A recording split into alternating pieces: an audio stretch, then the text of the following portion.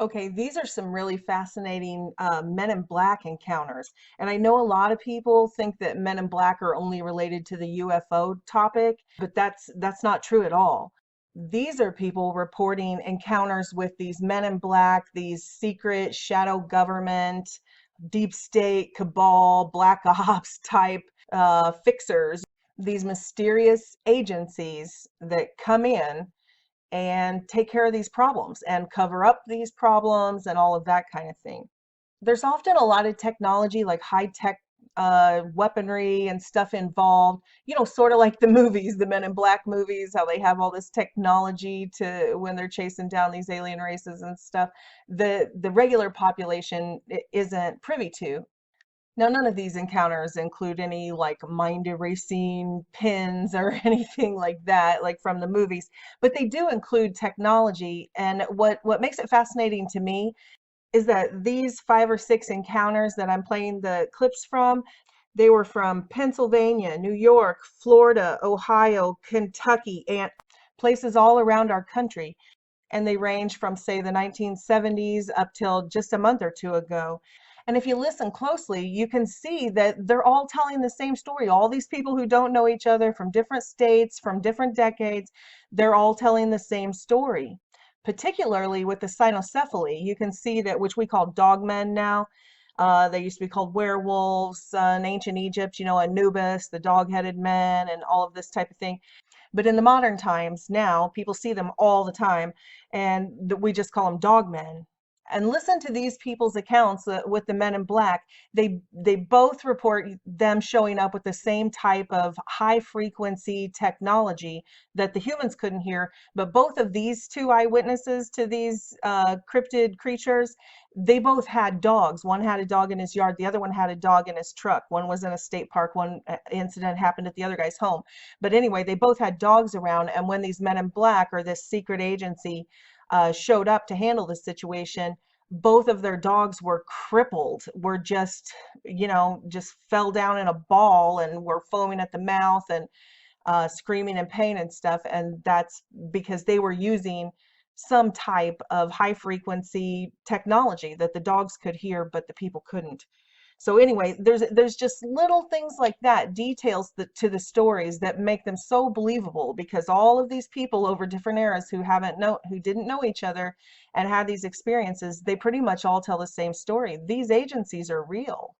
And these hybrid humanoid cryptid creatures are real too. They're the Nephilim. The Bible talks openly about them. It talks about these hybrid races, the Nephilim, not just giants. I know we focus on giants a lot as the Nephilim or the Raphaim, the humanoid hybrid races. But so if you haven't been exposed to a lot of the other races besides like the UFO quote unquote alien races that are demon spawn too, the other races, if you haven't been exposed to them, here's some videos. I have a whole playlist on the Nephilim.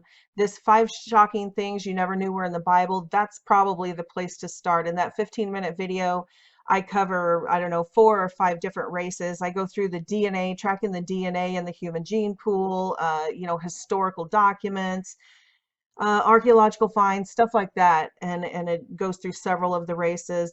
And then I go down, I have some that specialize in all the different, like here's Goatman. They were called satyrs, obviously, and in the Bible, they're recorded. Satyrs are in the Bible. Satyrs were talking to Job in the book of Job, and now we have sightings of them, like the Poplik monster, the Kentucky monster, and we call him Goatman. But think about it, what is a Goatman? It's a satyr, right? So we still see them today. And then, of course, Bigfoot, Esau was the hair-covered man and all of that, and his descendants. And these are modern dinosaur and dragon sightings, so those aren't really humanoid. But it's just this whole scenario that everything you've been told is a lie. The Vatican, and during the Crusades, the Roman Church, the Vatican went around during the Crusades and they tried to destroy all of the records, gather up all of the artifacts and put them in the Vatican archive and the vaults. And every civilization that they came across and conquered, they would destroy all of their records. But you can't cover up all of history in this world, so the rest of it that's left over that we see with our own eyes, they're just like, oh no, that's mythology. Oh, the records of the first Earth age, oh no, it's just mythology. Oh, the giant bones that you recovered? Oh, yeah, those are dinosaurs. Oh, no, there's no such thing as the mythological giant lizards. Oh, but oh, yeah, those are just dinosaur bones. And people just, they're like, I just can't even believe it that they can't see with their own eyes. Anyway, then here's the giant in Afghanistan that the military fought. And then, if you get past that, then there's this biggest secret hidden in plain sight series. And there's 4, 5, 6 videos in that talking about the peace treaty that we struck up with the Nephilim races and all kinds of stuff like that. But the point is, they're real. Most of the dogmen encounters in modern times are more dog than men, although they are bipedal. But you'll see most of the depictions of cynocephalus from ancient times and Middle Ages, they're more human than dog. They just have the dog features on the head. And you can see that many of these Nephilim races, these Gentile races, were saved. You'll see several saints depicted from the cynocephalus races. In fact, all through the Middle Ages and stuff, the records talk about tribes of cynocephaly that traded with humans. They had specific, some of them made silk, some that they actually had commerce and trade with humans or Hebrews. Although they definitely were recorded even during that time to be fierce warrior types. Like they had a personality type that people knew how to deal with and keep their distance from. But there were still tribes of them living on the surface of the earth, known to all ethnicities of humankind. And I think a lot of people who don't understand the Old Testament and a lot of the translations that have taken, have translated this stuff out or glossed it over because they didn't want to translate it to say Dogman. But the Bible talks about, like when they went into some battles, God would instruct the leaders, okay, take all of the tribesmen down to the river, and those of humankind who use their hands, who dip down in the water and cup their hands and drink that way, set them aside. And those who lap up water like a dog, those are your fierce warriors. Take those into battle. And the Bible translates precisely to say the lion people of Moab, and it talks about them, even when it talks about the story of Boaz, it talks about her laying at his feet like a pet and stuff. That there's all of this stuff is in there, but because people don't understand the Nephilim, they'll give you giants now. I think we're breaking through a little bit. The Great Awakening is happening, and people are starting to admit that the giants in the Bible are literal, that they were literal giants. And they can hear accounts like the 12 to 15-foot Kandahar giant that American troops stumbled upon in a cave in Afghanistan and had to battle. They can look at that, and probably more than half of the people can accept that. But as far as this kind of thing, the cynocephaly and the descendants of Anubis, and it's a little harder for them to accept. And I get that, but I'm just going to put it out there. I'm just going to tell you the truth, and those who have ears to hear, hear it, and those who don't, someday you will. And part of that is obviously because of the propaganda. You just don't hear these encounters. Everybody thinks, oh gosh, it would be so rare that somebody would see something like this. And no, people see them all the time. People see them last month. People see them last week. People see them all the time. And even shows on the mainstream like History's Mysteries and shows like that on the History Channel, I think they've had one dogman encounter, one tribe or one pack of 4, 5, 6 dogman came up on a ranch or something like that. They put in one episode of their many seasons of everything. But I just want to show you this. This is Dogman Encounters Radio. Vic does a great job. I mean, look at this. The encounters are endless. It's just nonstop, encounter after encounter after encounter after encounter. It's like the Patterson tape of Bigfoot. It kind of makes you think that, oh, like one Bigfoot was seen one time, and so does it exist or does it not? And it's like, what? People have always seen Bigfoot. They're called the Yowie in Australia, the abominable snowman in Russia, Sasquatch by the Native Americans. People see him in the swamps of Louisiana. People see him in Florida. People see him out in California and Oregon. And, people see him all the time everywhere. There's a gazillion encounters, people giving their testimonies online. So people think this is rare, and it's just never ceases to amaze me how they're able to hide secrets in plain sight. Like, we see all this stuff with our own eyes. Everybody Everybody sees it, and yet because they told us, because the powers that be told us they don't exist, we're willing to just dismiss or pretend that this is part of our world. These are creatures in our world, and people see them every day, but we're just, I don't know, people are so brainwashed. They just refuse to listen to other humans. And then people self-censor because they don't want to be made out to be the village idiot, or, you know, just read some of the comments on my channel and see how abusive people are. They're just brutal, absolutely brutal.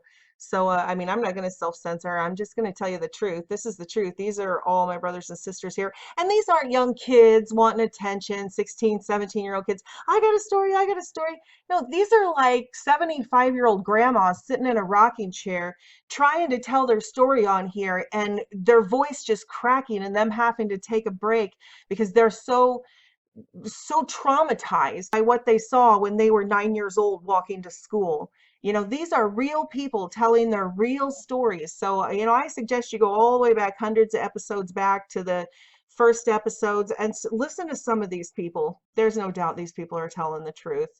Anyway, I'm going to get to it. These, I will put the links below. These are coming from here, Dogman Encounters Radio. Vic does a great job. One's from Brent and Salwin's channel, Mysteries to Solve. He's a Christian brother, wonderful man.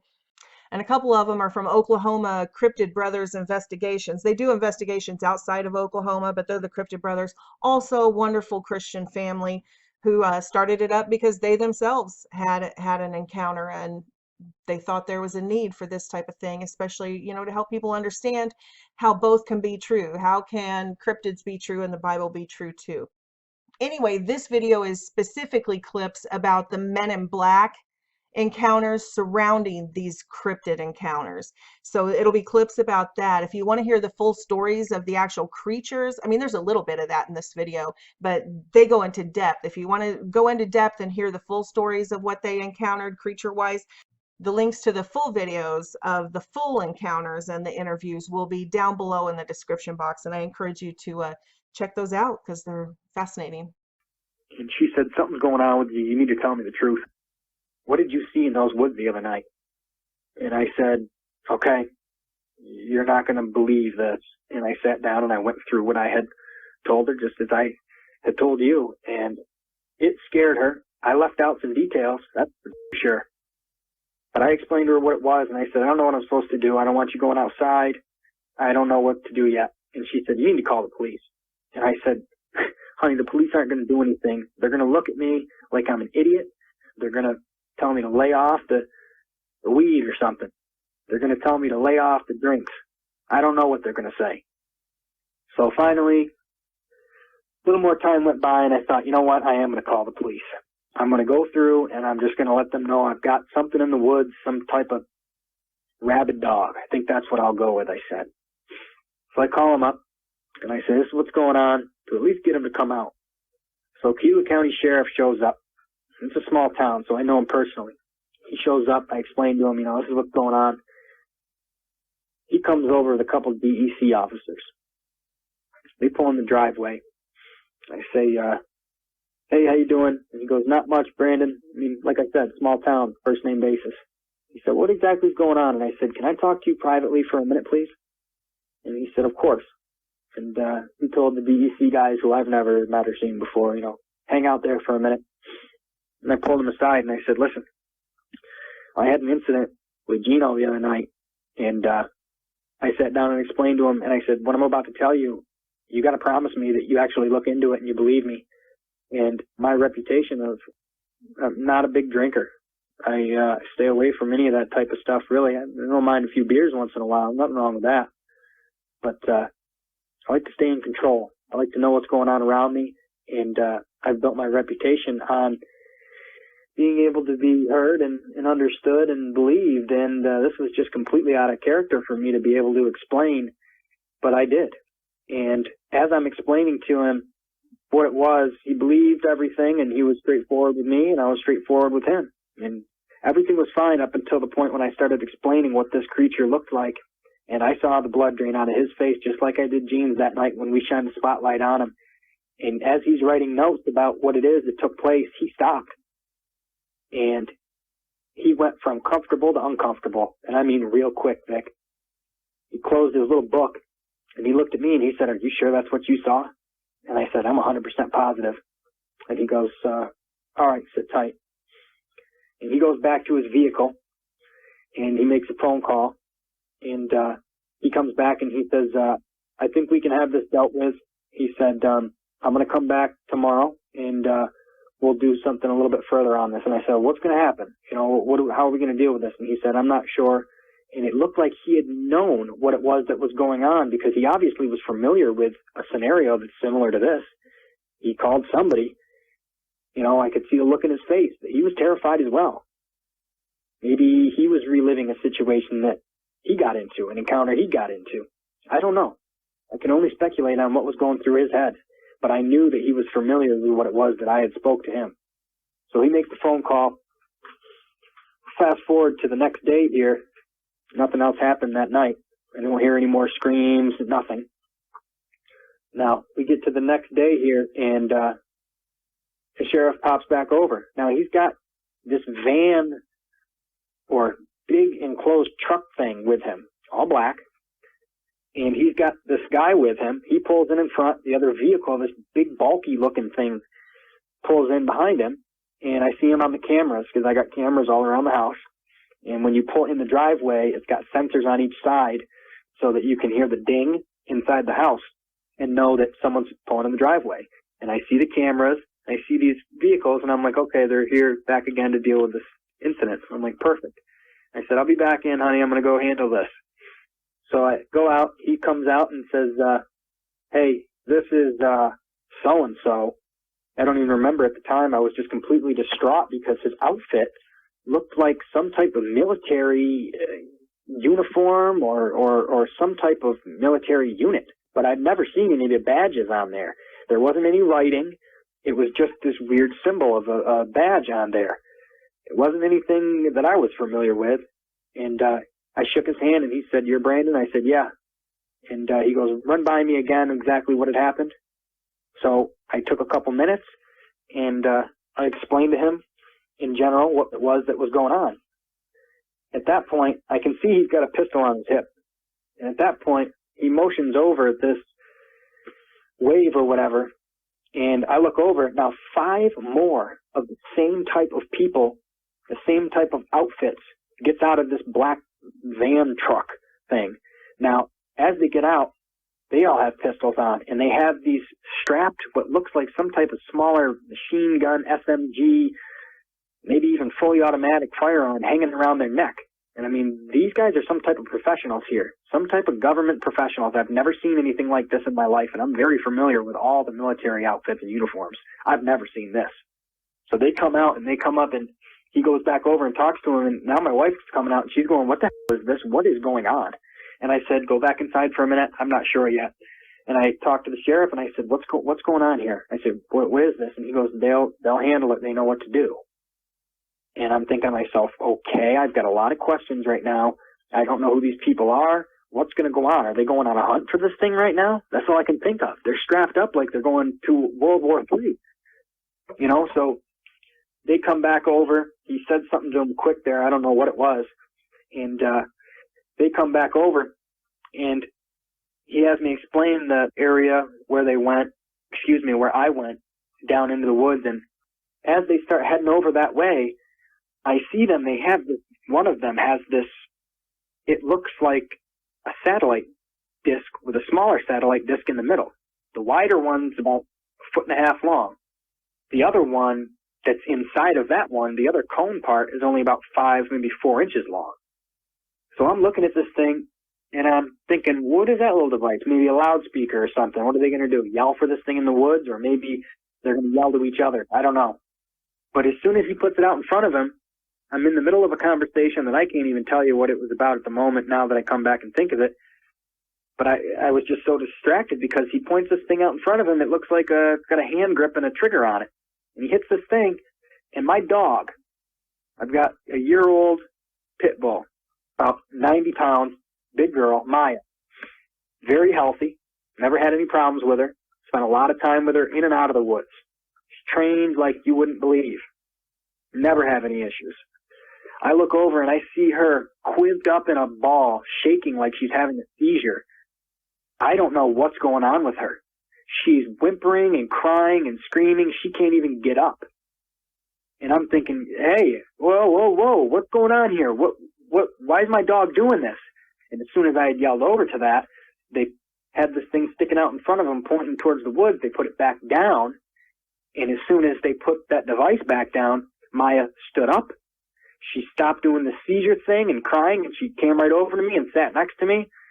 She was scared, nervous. I didn't know what happened. I'm sure she didn't know what happened to her.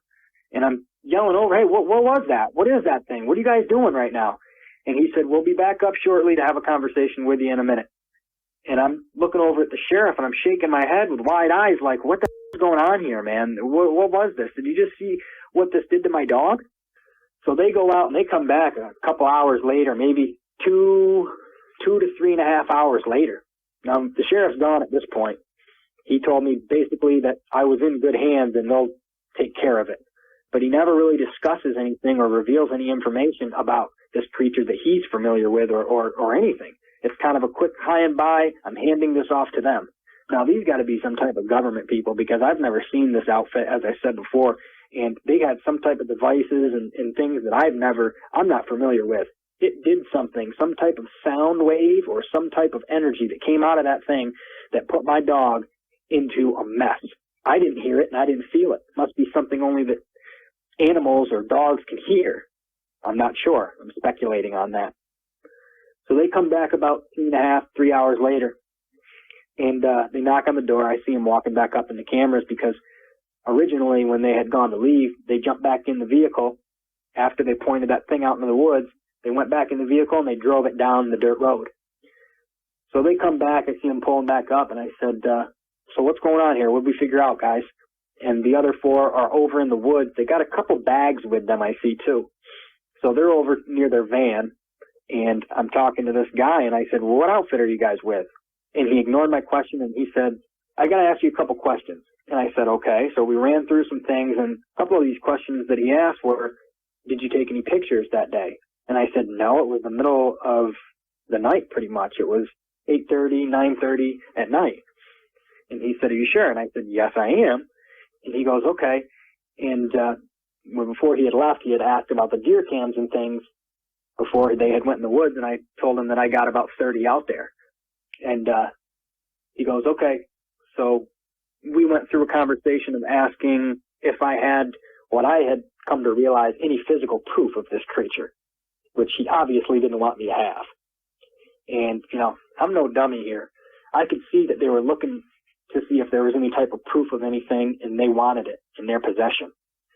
Now, come to find out, they go to leave. They say that they'll talk to me, shortly. We'll make sure that we get in contact with you. As for right now, you should be all set. And I said, what does that mean, all set? I have a lot of questions here. I need to know what it is that's going on, and I need to know right now. I'm concerned about my well-being, my family's well-being, and all of my free time is spent in the woods. I can't even go back in there right now unless I know what it is that's going on. I need some answers. And he said, we need to look a little further into this, and we'll get back in touch with you. For right now, you're all right. Just sit tight.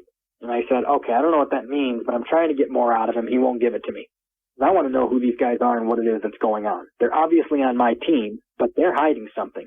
Because to ask if I had anything, if I have this, I have that, they wanted possession of it. So next couple of days, I get the courage to go out, and I end up going out there all strapped up like some type of Army vet. I get out there, and there's a couple of the deer cams that I've got next to the edge of the woods.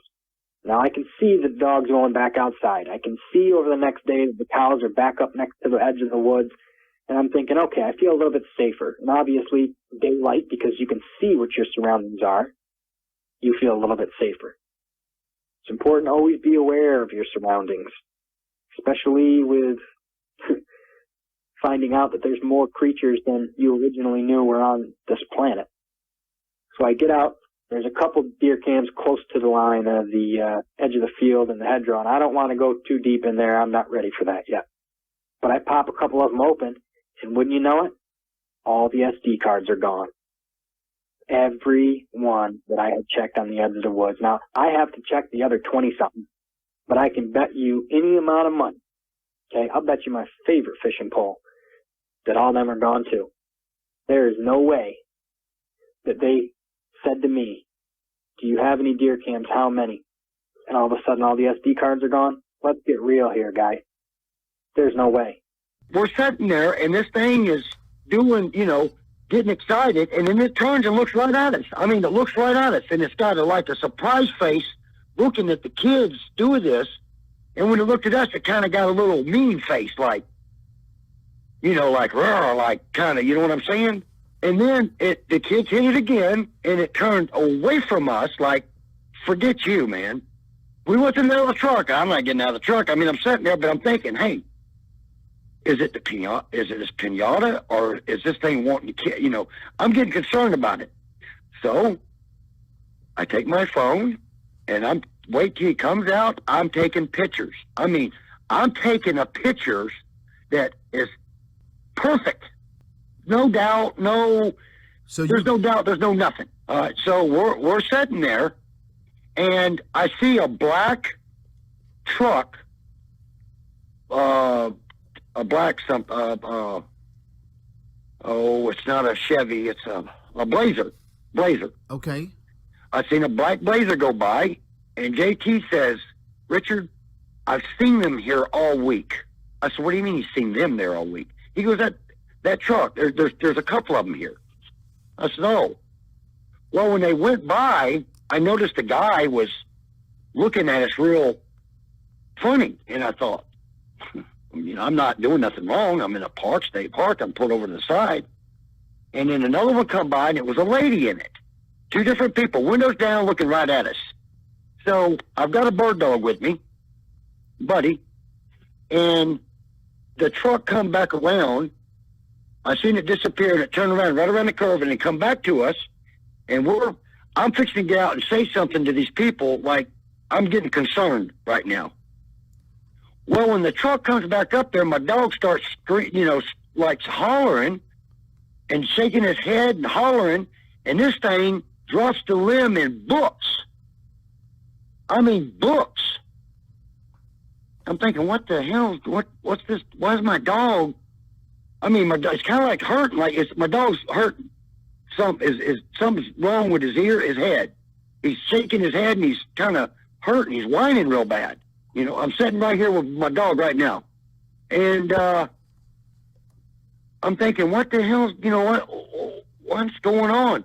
And the guy pulls up beside us and gets out and says, he needed to see my identification, my ID. I said, for what? Well, you're messing with an investigation. So I'm thinking, okay, there must be one of these Mexicans' dads or somebody here. I didn't want to say nothing to this guy, but, I just didn't want him to think I was an idiot. So I didn't want to say nothing to this guy. Right. Because you don't say stuff to people that think you're idiots. I've done been through this. So JT is there. I said, man, you need to get some pictures. You need to get some pictures. He's been with the state park I know he's been there for over 9 years. And he does the garbage cleanup. This is the reason I'm in there, because he's told me about this. But he says, this is what I've seen. This is what I've seen. But I've only seen shadows of this big thing. I thought it was a vagrant out here. But it wasn't. It was this, I don't know what you want to call it. It's something that's grill dog, or I don't know what it is. But what happens next is I back up. I back into the turnaround. I go back to the entry of the gate, and we pull in. As soon as we get there, the guy, he's got my ID. I'm going to get my ID. I had to go up there, get away from there, follow him. I'm thinking, okay, some of them people, bad people there, I guess. That's what's going on. And as we're driving up there, JT says, hey, what does he mean investigation? These people ain't here every day. I'm here. I've never seen these people in my life. But maybe they follow the people there. We're just making this in our head. It's it's a couple miles. It wasn't far. I said, well, we're fixing to find out anyway. So we get there, and he says, you got to, what's in between your seats there? I says, my laptop. He goes, I need to have that, please. What? I says, No, I said, where's my laptop? What do you mean? You need to talk to me before I give you anything else. Give me my ID back, matter of fact. You know, I'm getting a little aggravated with this guy. Well, I'm sitting there running, jawing with him, and then the lady comes back, and then my dog starts that screaming and stuff, and I'm thinking, what the hell? If you put your hands over your ears and hum, that's what I got when her vehicle pulled up again. Oh, I know what's going on. Yeah, go ahead.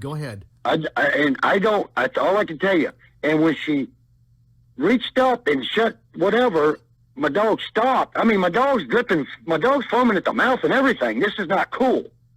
You know, so I know what's going on in the vehicle. Something's in there, something to do with the vehicle. I don't know what. Yeah, I've heard about this, but go ahead.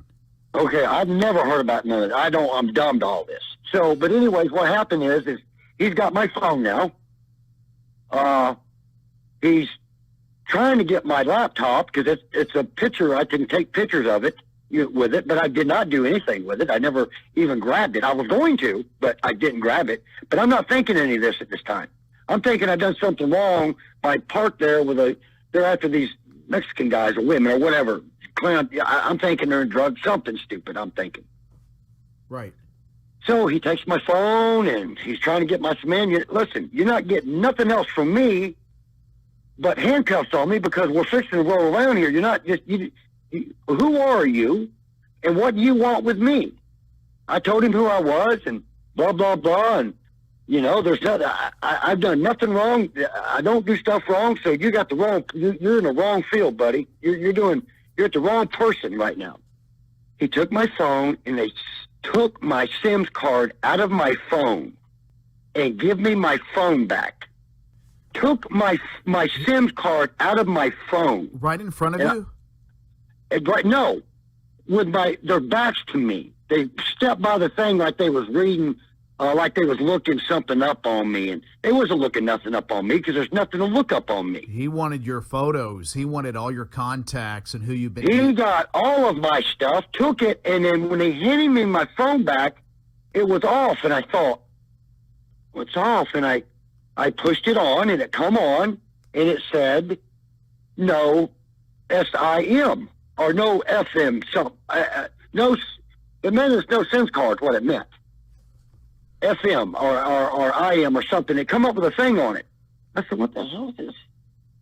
You know, what's going on? I tried to it didn't have none of my stuff in it. Nothing. So at that time, I said, hey, I don't know what you do with my phone, but you better fix my phone. I mean, I'm coming strong. Then they pull the little things out of their shirt and drop it down and said, listen, no one would believe anything you would have to say anyways, so why do you want to go any further with this? And then it just dawned on me, he's got my phone. Is this what this is about? I said, is this what this is about? This what I was doing with my camera? He goes, don't play dumb. Well, how else would I play? I don't even know what you're talking about, you goof. I mean, it's off the wall with this. This is in the middle of the day. What are these people doing?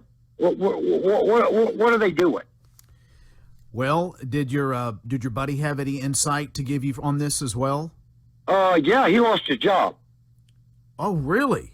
Yes, he was fired Monday morning. I mean, this guy's going to retire any time. He worked for Williams Garbage Disposal for years. That was my grandpa. That's how I even knew the man.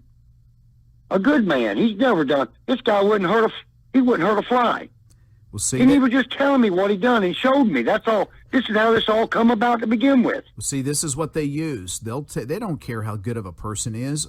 All they care about is threatening you. And so I'm up for like 4 o'clock in the morning, 4:30, and I'm on the Parkway by 5. And I'm getting on the Parkway, and I'm cruising. I'm just getting on the Parkway, and there's no one on the Parkway but me at that time, especially this far north.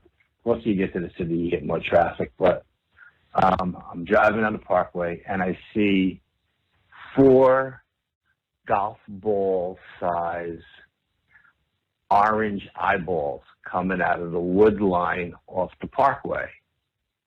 And I'm like, what the hell is that? And I'm looking at these things, and they look like they're at least 7 feet tall from where I'm sitting in my Jeep on the parkway. So I start to slow down to get a better look. And like I said, I'm the only person on the parkway. I pull over into the emergency lane to get a better look, and I roll down the windows on the Jeep because the windows are tinted.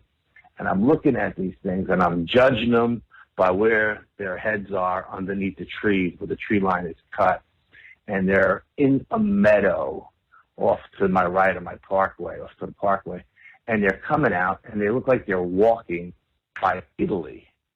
And I'm thinking, you know, it must be like Sasquatches or something coming out of the woods. And I don't, you know, and I know these area pretty good. Behind the woods that they're coming out of, I didn't think there was that much woods back there because there's a middle school back there, a town hall is back there. So I really didn't think there was that much woods back there. So anyway, as these things are walking out, I can see their heads are like going up and down, like a dog's head would go when the dog walks. So I'm looking at these things, and I'm trying to figure out what the hell I'm looking at. And all of a sudden, they both stop, and they look at me. Now they're looking directly at me, and it's almost like I'm being hypnotized by these things. And then they start running towards me. Now I know this area off the side of the park where this meadow, there's a lot of deers that are up there in the morning grazing and stuff like that. And also these things are starting to run at me, and they're running, but they're running on bipedally, and the heads are bouncing up and down, you know, just like a dog's head would do when the dog walks. And I'm thinking, holy crap, these things are coming after me. So I'm thinking maybe I should close the window and get the hell out of here. And just as I'm closing the window, they drop down to all fours, and they stop running. And all of a sudden, it's like they picked up a deer scent or a scent trail or something, and their heads go down like a dog who's I had a German Shepherd, and when he got on a scent trail, he was locked in. And that's what these things were like. They were locked in. And they start running north up the parkway. And they must, like I said, they must have caught a scent trail. At that point, I just punched the Jeep out, and I left. And I really didn't tell anybody about it, except for one of the guys on my team, my tech guy, Brian. And I called Brian, and I said, dude, you're not going to believe what I seen this morning. It was absolutely out of this world, you know. So he says, oh, you know, you got to go back and you got to check it out. And I said, yeah, you know, I'll go back. But I didn't go back that night. When I got home that night, on my way home, I looked across the parkway because it's wide open, you know, and I could see that on the other side of the parkway there was an old 4x4, like an old Ford Bronco or something like that from the 90s or something, or early 2000s, that's sitting on the grass. And I didn't think much of it because I figured, you know, maybe it's bow season. I don't really know when bow season starts because I'm not a hunter, but I know that there's always cars parked on the side of the parkway during bow season, and these guys go in the woods and they hunt. So I'm thinking it's just a bow hunter. Next morning I get on the parkway, and I go, and I'm coming to work, and that truck is still there. And I'm thinking, wow, this truck has been here all night. And I slow down to get a good look at its plates, and I noticed on the plates it said DEC, which is the Department of Environmental Conservation Officer. So I'm thinking, oh, the Department of Environmental Conservation is here, but I'm not seeing anybody go to the truck. I'm not seeing anybody leave the truck. I don't see anybody in the truck. I'm saying, where the hell are they? Because now this truck has been here for a while. So I go to work, and again, I come home, and the truck is still in the same spot. So now it's got my curiosity. So I get back on the parkway, and I can get off the parkway right after I pass this little section that I can take the back roads to my house. I go by again, and I'm looking into the wood line. And the wood, like I said, the wood line right there is not that big, maybe 100 yards wide. You know, of course, it stretches for miles, but it's only about 100 yards wide. And it was definitely in the fall because there wasn't any leaves on the tree. So it may have even been early October or something like that. So I called Brian up. I called my boy Brian up, and I said, "Hey, Brian, you're never going to believe this. There's a DEC truck parked there for 2 days." And he's like, "Oh, you got to go back. You got to go check it out." So I said, "Okay, you know what? Over the weekend, I'll go check it out." So then next day, I go back to work, and the truck is still in the same spot. Hasn't moved in 3 days. That was a Friday. So I come home from work, the truck's still in the same spot. Again, you never see anybody in or out of the truck. You never see anybody around the truck. Saturday comes, I go to work. Now the Bronco is gone, but now there's a Ford like F10 or something like that, sitting in the same spot. But this one has got all the decals on it, and this one says the Environmental Protection Environmental EPA or something like that, Environmental Protection Agency on it, and it's got the decals. And I'm thinking, okay, first the DEC was here, now the EPA is here. What the hell's going on? And again, Saturday, I come home from work, the pickup is still, and this one is green. It's got like all the logos on it. And I'm saying, okay, so I tell Brian about it, and Brian's like, well, obviously there's people in those woods. You know, maybe somebody is camped out. Maybe they're hunting these things. Something is going on. You got to go check it out. So I said, okay. Sunday rolls around. I jump in my Jeep, and I go there, and I pull off to the side of the road, and I go in. I said, okay, you know, I know these woods are not that deep, but now the truck is actually gone. The Environmental Protection Agency truck is not there. But I go in the woods, and I start walking through the woods just to see how there could be something that big lurking in this area, And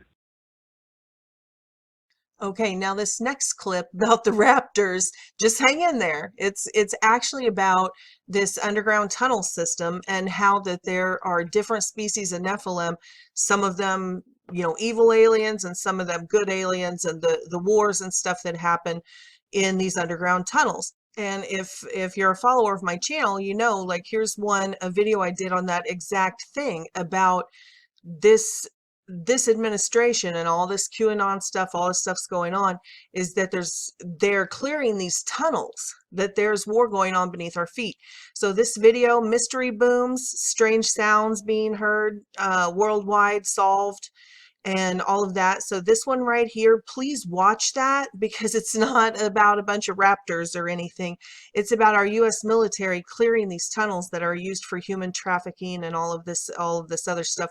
But it does touch on like Phil Schneider, when they said when he was tunneling for the military and they accidentally tunneled into a pre-existing ancient civilization, and there were these alien greys in there back in the 1970s, and that they went to war, and Green Berets were lost and all of that. So we did touch on what he's saying right here, and Philip Schneider said the same thing, not about raptors, but essentially the same thing. And then I did a more recent video on it. Here we go. New November 2017, mysterious booms being heard, and it's got the layout, it's got the map there with the layout of the underground tunnels and train systems and how they go across America. Please go and check those out. This one down here, actually I juxtaposed the tapes of these sounds. Now I'm not talking about the weird mechanical trumpets in the air, not those. These are actual explosions and gunfire being heard, shaking houses everywhere.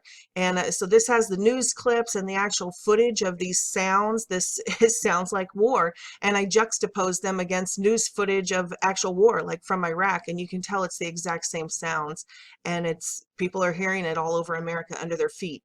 So if you can get past this raptor graphic thing and listen to what he's saying that there are underground bases, FEMA camps, underground FEMA tunnels and FEMA bases that were supposed to be turned over to new leaders in these secret services and stuff like that when the new president took office, and there was a rogue element in the tunnels that locked them out. And so a war took place not between aliens and humans. A war took place underground between rogue CIA or rogue intelligence agencies and FEMA groups and cabal groups and this group of white hats, this group of good guys that were in these intelligence communities and in the Marines and in the military and in the, all these different agencies. So even though this graphic is about these raptors, listen to what he says, because he's talking about a war underground for these FEMA camps between rogue elements of the government and good elements of the government. Well, the raptors were remnants of the dinosaurs, and they went underground to survive, and they're sort of a proto-dinosaur bird. They have plumes of feathers on them. They have real jerky movements. They're super fast, and they're carnivorous. So the incident that I was talking about that involved the Marines was not long ago, after the current president took over.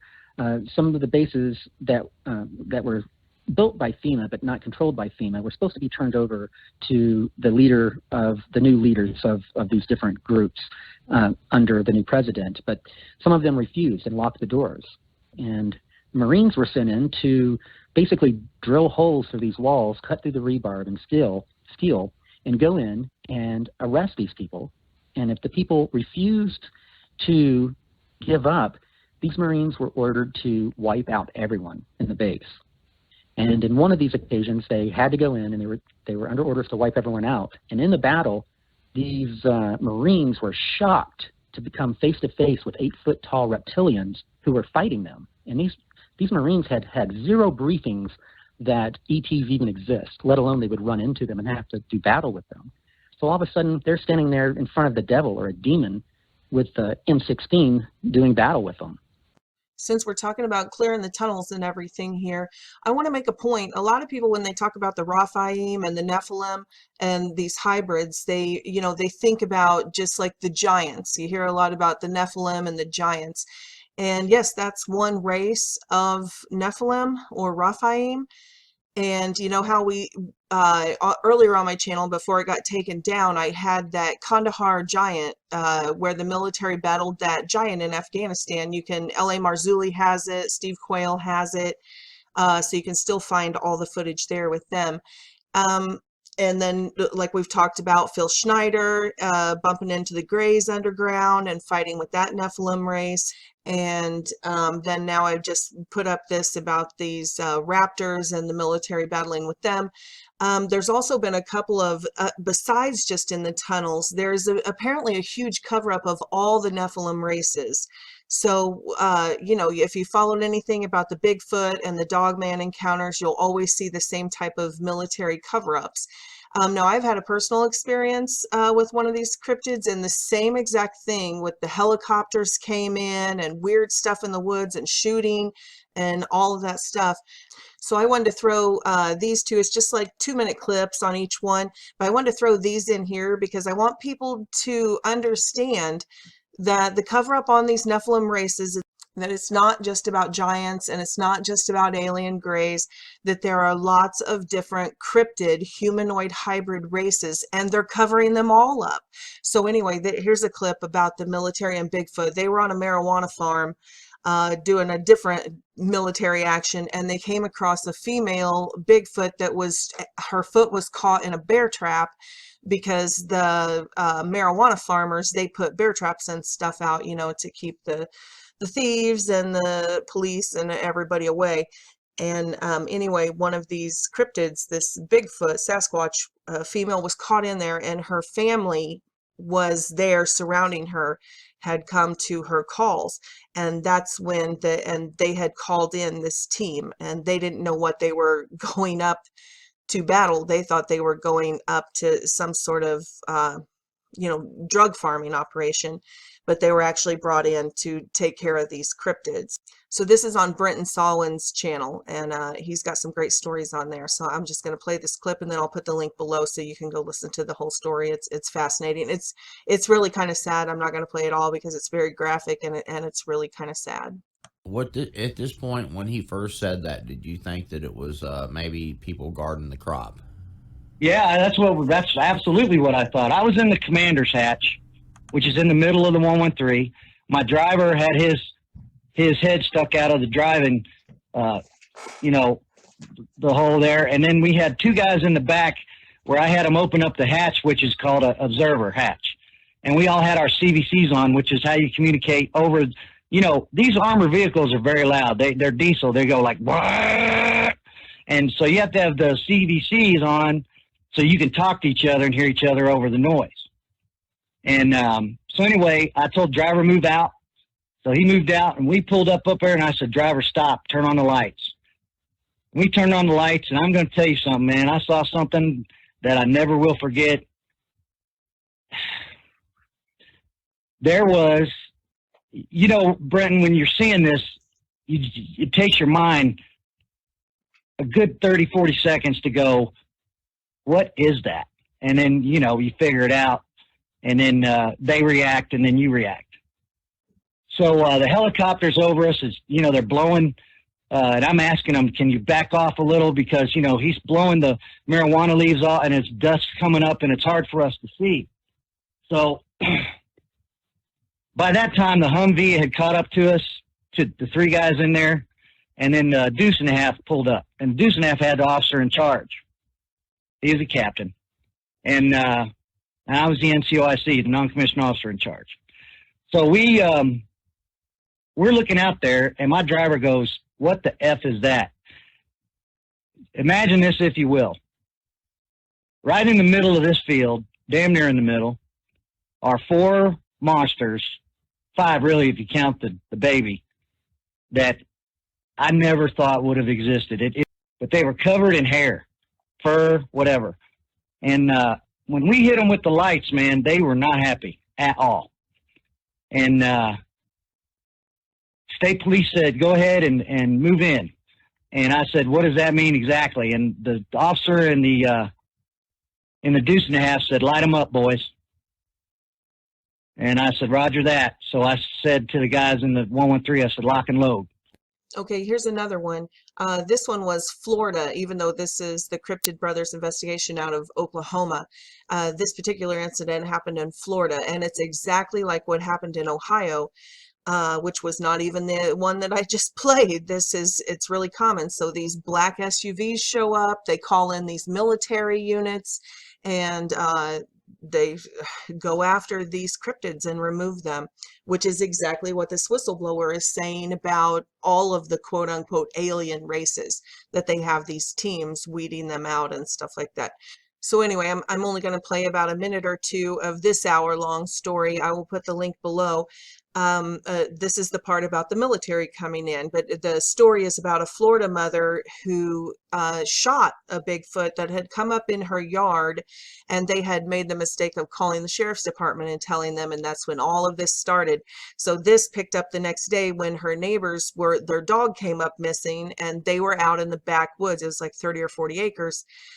Looking for the dog, but instead they got ran off of their property. They weren't even looking for Bigfoot and or anything to do with that, but because of the Bigfoot incident that had been called in, this military unit was in there, and it goes into, they recovered a body and all of this stuff. But this is, like I said, it's just a minute or so clip of them encountering these military units in there covering this up. And this is at a local level that they just called the sheriff, and then conservation came in, and then the black SUVs. And so this is nationwide, worldwide. They know all about it. The government knows all about it. The neighbor's woods, only about 50 to 60 yards in the woods as they were walking, and they heard something at first, and then they turned and they saw, all three of them saw military soldiers with firearms walking slowly in neighbor one's woods. And my source said that there was about 10 soldiers. They were in fatigues, and they had their helmets on, and they were all carrying AR-15s. He said that neighbor one approached one of the soldiers who was kind of breaking away from the group to approach him. And neighbor one said, what are you guys doing on my property? Because neighbor one has his property posted everywhere. No hunting, no fishing. Because all of the livestock he has around his property, he doesn't He doesn't want anyone to come in there and mess with his livestock or his land. And the soldier came forward, was a sergeant. And he said, and he could tell from the patch, it was a sergeant. And he said, "We're conducting a military exercise, sir." And neighbor one said, "Not on my property. No one gave anybody authority to do that." And the sergeant said, "We can go anywhere we want, sir." And neighbor one said, "Who's in charge here?" So the sergeant said, "My lieutenant," who was up a little ways and came walking forward to neighbor one. He can see that he was talking to the sergeant. And he stepped up, and this lieutenant was a young guy. My source said he was probably about somewhere around 24, 25 in age. And he basically said he was a kind of a cocky ass, is what he said. And he spoke to my neighbor and said, he looked at neighbor one and he said, "You either get off the property now or we'll have to remove you from the property immediately." Then neighbor one said, "Who is your commander?" And the lieutenant didn't say a word. He said, "We will remove you if you do not leave now, sir." Now, what was very interesting, my source said, is that while they were talking to this military personnel standing there about 50 or 60 feet into neighbor one's wood line, some of the military, there was a military-like helicopter flying overhead and through neighbor one's woods. So anyway, I'll just stop it there. But it goes on to talk about this, them being harassed, several of the neighbors, by these, sort of typical Men in Black types that pulled up in these black Lincolns and, would basically intimidate them, just intimidation and stuff. And, then it blew over and they moved on. But these couple of clips, hopefully suffice it to say that they know about the multiple races of Nephilim. They know all about it. I'm not sure if they know who they are or if they're deceived themselves, thinking that these interdimensionals are coming from outer space, because you hear a lot of that from the whistleblowers too. They won't go as far as agreeing with the biblical narrative that instead of coming from outer space and different stars, that these quote unquote aliens are actual interdimensionals, just like the Bible talked about, these angelic beings that shifted between dimensions and stuff, that these aren't extraterrestrials, they're extra dimensionals. And, these humanoid hybrids, these cryptids, are actual humanoid hybrids. And from that contamination of the human gene pool and all of these Nephilim, Raphaim races that it talked about, not just in the Bible, but in all of the ancient quote unquote mythologies. I mean, we know that the Cabal works with many of these alien races. So, and, they've exchanged technologies for back engineering and all of that type of thing. So I don't know if they themselves are deceived by these demons, or if they know that they're demons and monsters and they're just monsters themselves. A lot of they're psychopaths and sociopaths, they're monsters in the Cabal. So I don't know if there are elements of you can hear like the military and people involved in this. A lot of them didn't even know what they were being sent into. So I think it's probably so compartmentalized that it's a little bit of everything. I don't know. You guys let me know what you think. I'd love to hear your take on it.